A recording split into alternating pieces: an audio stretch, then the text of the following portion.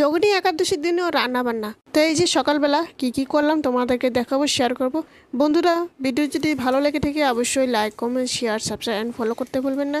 তো এই যে সকালবেলা বেগুন একটু ছিল, বেগুন একটা সুন্দর করে কেটে ভেজে নিয়েছি।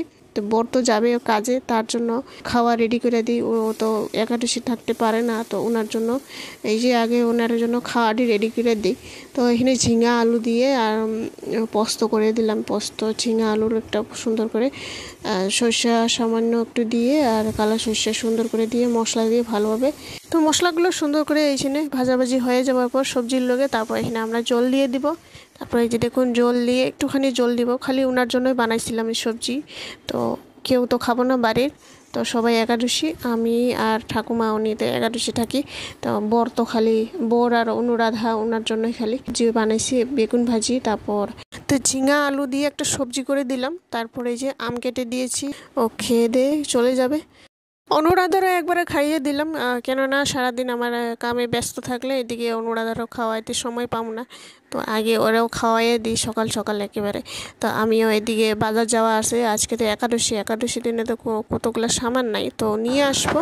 তো এই যে বাজারও এসে পড়েছি, একটু সবজিও নিয়ে যাই।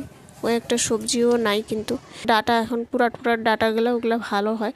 আবার আম নিয়ে এসেছি, কাঁচা কলা, সাবু, কচু নিয়ে এসেছিলাম। তো এখানে কাঁচা কলা আর মিষ্টি কুমড়া একটা ছিল, তো মিষ্টি কুমড়া কাঁচা কলা দিয়ে একটা সবজি করব। তার আগে এখানে সাবুগুলো ভিজে রেখে দিয়েছিলাম, সাবুর পায়েস করে নিলাম একটু লিকুইড দুধ দিয়ে, চিনি দিয়ে।